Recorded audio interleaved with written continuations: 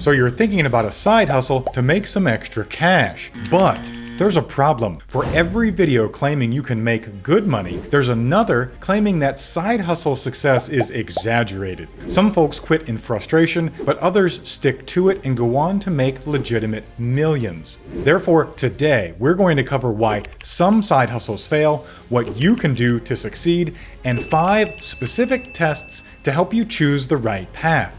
When it comes to side hustles, there are rideshare gigs, secret shopper services, Craigslist flipping, and so on. But there's also social media activity, consulting work, or getting your realtor's license. To differentiate between the bad, the good, and the potentially great side hustles, we need to realize that most don't have the potential to become businesses with enterprise value. Zero enterprise value means that you're just jumping on another hamster wheel right after your existing 9-to-5 job.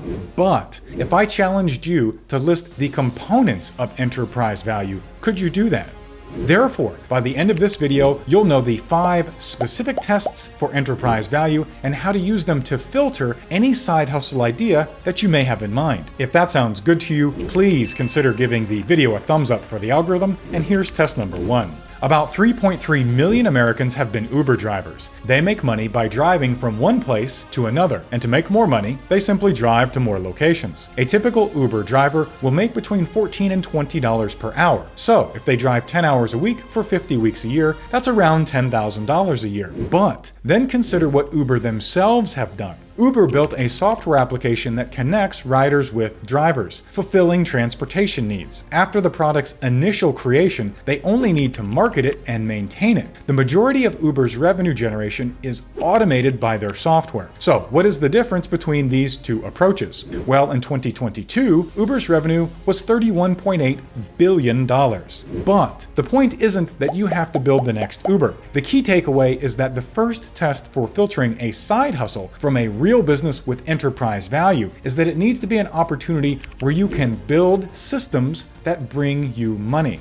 Imagine that you're trying out the secret shopper side hustle. You know you're good at it because your employer gives your work great reviews. Therefore, you decide you want to hire a team of people who can work for you, knowing you can teach them how to do a great job as well. But this isn't possible because the company's terms and conditions explicitly forbid it. Now compare that to what Ann Jennings did. Ann was also in the secret shopper business, but founded her own company, Bestmark, and in doing so hired dozens of people whom she trained and incentivized. That team helped her build Bestmark into an 8-figure business, meaning more than $10 million in annual revenue. Therefore, the second test for filtering a bad side hustle from a potentially life-changing business is the ability to leverage other people's time. Circling back to the lovely LaShawn channel we showed earlier, note that she's working components of these very principles we're discussing into her secret shopping side hustle, and therefore she is developing enterprise value that otherwise wouldn't be present.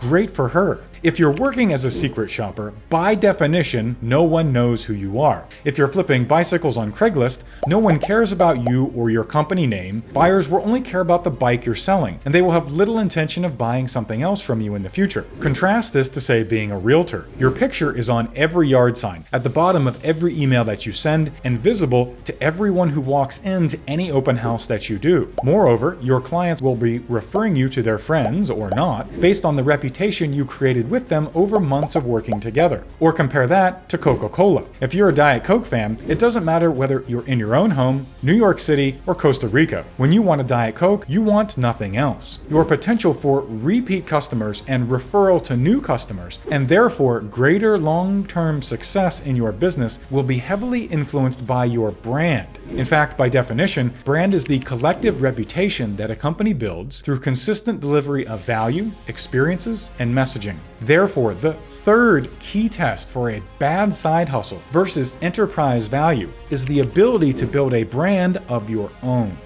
So you bought that bicycle at a yard sale and sold it on Craigslist for a quick profit. But 30 seconds later, the front wheel falls off and the kid who bought it ends up in the hospital. Now, you didn't design, build, or maintain this bicycle. You had no idea the wheel was going to fall off and hurt someone. Even though that person probably wouldn't have bought from you again anyway, they will judge you. They'll label you a scammer, vow never to buy from you again, and tell everyone they know to avoid you too. Contrast that, however, to a software developer writing computer code. Anything they create is fundamentally their own design, and they can test every aspect of it, and their test results can verify that it works properly. Therefore, the number 4 test for filtering bad side hustles is whether or not you control the fundamental quality of the product or service you're thinking about offering. What would happen if Elon Musk tragically died? Without Elon, the values of Tesla and SpaceX stock would absolutely plummet. But now imagine the world without John Pemberton. Who's John Pemberton? The filter here is called founder dependency. You see, hamster wheel side hustles are 100% dependent upon you. And in the venture capital world, founder dependency is a recognized metric in determining the value of a company. Coca-Cola has 0 founder dependency because its founder, Mr. Pemberton, died in 1888, but it's still worth billions. Therefore, when evaluating a side hustle for founder dependency, the test is simple. If you left, would the company fall apart? So, for any side hustle that you're considering, filter by its compatibility with systemization, the potential to leverage other people's time, the ability to build your own brand, your ability to control the fundamental quality, and how removable you could be from the business later. The result of these 5 filters will be a business that doesn't actually need you, which is where the millions are made. According to Fortune magazine, 1,700 people per day in America are becoming millionaires, and I want you to become one of them with me. To help make that happen, I propose you consider subscribing right now. I have over 100 financial education videos for you already posted, with more coming each week. Remember that it's never too late to be the best you've ever been, and I'll see you in the next video.